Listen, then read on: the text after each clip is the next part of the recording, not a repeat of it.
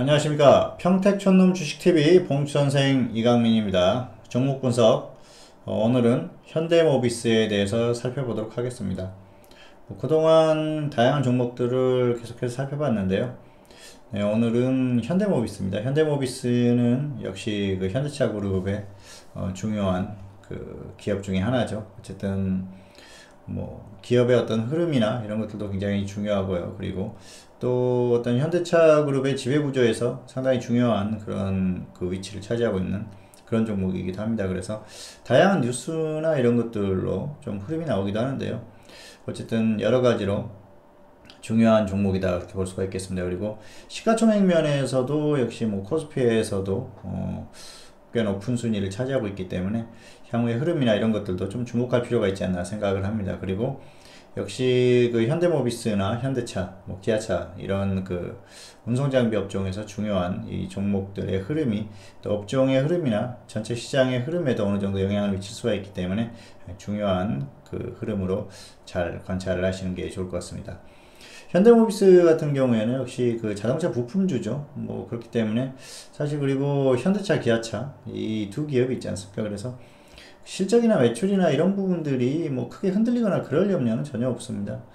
최근에 이제 몇 년 동안의 이런 흐름들을 보면은 뭐 영업이익이 조금 정체되는 흐름 그리고 과거에 비하면은 많이 좀 떨어졌죠. 그런데 그런 부분이 있다고 하더라도 기업의 어떤 그 안정성에서는 역시 뛰어난 기업 중에 하나다 그렇게 보시면 될 것 같고요.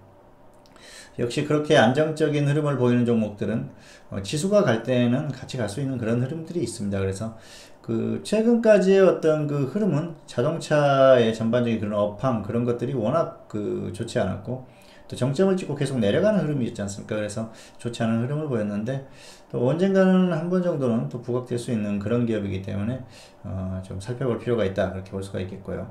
현재 관점에서는 역시 추세적으로 좋을 만한 그런 흐름은 아니다. 뭐 그 정도로 보시면 될 것 같습니다. 다만 이제 그 현대차 그룹의 지배구조 개편이나 이런 뉴스가 나왔을 때는 조금 움직임이 나올 수 있는데요. 역시 추세적으로 보기에는 아직까지는 멀었다. 그렇게 결론을 내릴 수가 있을 것 같습니다. 조금 더 자세히 살펴보도록 하겠습니다. 네, 현대모비스가 나오고 있죠. 지금 이게 이제 기업의 어떤 그 흐름이라고 볼 수가 있겠는데요. 자, 기아자동차, 국민연금, 정몽구 회장님, 그리고 현대제철. 지분구조가 굉장히 좋죠. 그래서 뭐 이런 기업들은 실적이나 이런 부분은 걱정할 필요가 없습니다. 그래서 이런 그 전체적인 업황의 흐름 그런 것들만 좀 참고하시면 돼요. 영업이익을 보시면은 2016년에 뭐 2조 9천억, 그 이후로 좀 정체된 흐름을 보이고 있지 않습니까? 그래서 이런 것들이 어떤 그 주가의 흐름을 방해하는 그런 요인이다 그렇게 볼 수가 있겠고요. 자, 수급을 한번 보실까요? 수급을 보시면은 기관이 계속 매도하고 있죠. 사실 뭐 이 그 운송장비도 그렇지만은 대부분 우량주에 대해서 기관들이 굉장히 그 좋은 전망이나 이런 것들 내놓는데 실제적으로 매매하는 패턴은 그렇지 않습니다. 어차피 그 기관들도 업황의 이런 흐름 같은 건 뭐 당연히 잘 알겠죠. 그런데 이제 그 리포트는 조금 더 완곡한 표현을 쓰거나 좀 괜찮은 쪽으로 그렇게 나오는데 역시 그 쭉 매도하는 흐름이 나오면서 주가의 흐름이 이랬을 때는 뭐 강하게 나올 그럴 흐름은 아니겠죠. 12월 말 이후에 계속 매도하는 그런 흐름이 나왔었죠. 자, 차트를 한번 보실까요? 네, 최근의 흐름을 보면은 역시 작년 말 이후에 계속 하락하고 있지 않습니까? 그래서 수급이 모든 것을 말해준다. 이렇게 볼 수도 있겠고요. 길게 한번 추세를 보도록 하겠습니다.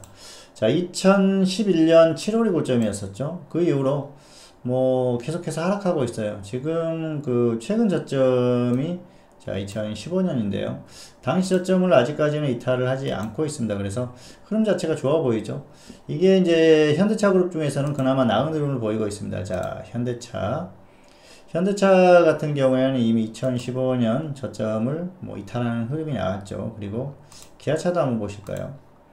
자, 기아차는 어떻습니까? 2015년 저점을 훨씬 이탈했죠. 그래서 이 완성차 업계 이렇게 그 현대차나 기아차 이쪽보다는 그 부품 업종인 현대모비스가 조금 더 나은 흐름 이런 것들은 뭐 지배구조나 그런 것들 관련한 뉴스의 영향도 있을 수 있고요. 그리고 역시 그 어느 정도 그 뭐 실적이나 이런 부분에서는 조금 더 안정적이라고 보는 것 같습니다. 그리고 사실 현대기아차가 정말 뭐 말도 안 되는 그런 그 매출이나 이런 것들 흐름을 보이지 않는 이상 현대모비스가 그렇게 아주 그 실적이 어마어마하게 안 좋아지거나 그럴 가능성은 떨어집니다. 그런데 다만 이 전반적인 자동차 업종의 이 업황의 흐름 자체가 좋지 않기 때문에 이제 추세적으로 고점을 이미 찍었다는 거죠. 2011년 이후에 이 주가의 흐름이 말해주는 거 아닙니까? 그래서 다시 한번 이 상승세를 강하게 보이기는 어렵다.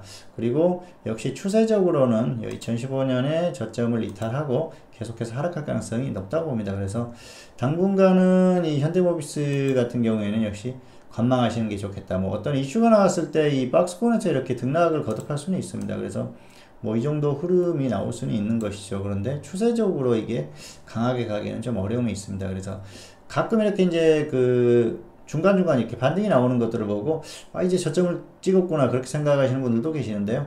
그건 그 착각이라는 거죠. 그렇기 때문에 상당히 좀 이 우량주를 매매하는 데 있어서는 역시 시황 그리고 업황의 흐름 그리고 수급적인 모양 뭐 여러 가지 다양한 부분들을 봐야 됩니다. 그런데 역시 그 자동차 쪽에서는 역시 전반적인 자동차 업황 흐름 자체가 추세적으로 꺾이는 흐름이기 때문에 이제 이 종목들은 역시 계속해서 좀 강한 흐름보다는 약한 흐름을 유지할 가능성이 높다. 그렇게 보시는 게 맞을 것 같습니다. 그래서 모비스, 현대모비스 같은 경우에는 최근에 이제 그 꽤 고점에서 낙폭이 있었지 않습니까? 그래서 여기 이런 부분에서 아마 다시 한번 접근하고 싶은 그런 분들도 계실 거예요. 그런데 기술적으로 봤을 때는 충분히 가능합니다. 그리고 역시 뭐 이 종목 같은 경우에는 뭐 저평가되어 있는 그런 흐름이에요. 그래서 그런 부분도 안타깝지만은 하지만 시장의 흐름, 시황 그리고 또 업황의 어떤 그 흐름, 추세적인 흐름 자체가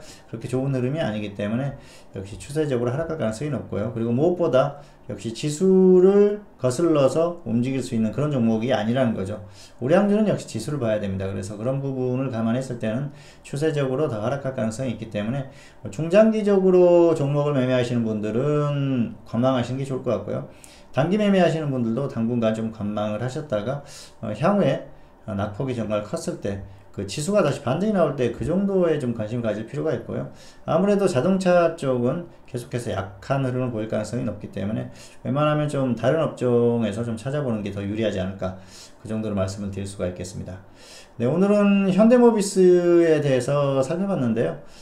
간략하게 좀 살펴봤습니다. 역시 그 기업의 어떤 흐름, 기업의 흐름에 대해서는 크게 걱정하지 않는다. 다만 주가의 흐름에 있어서는 역시 좋을 상황이 아니다. 그래서 추세적으로 더 하락할 가능성이 높기 때문에 그런 부분을 참고하시면서 대응하시면 무리가 없겠다. 이 정도로 말씀을 드리겠습니다.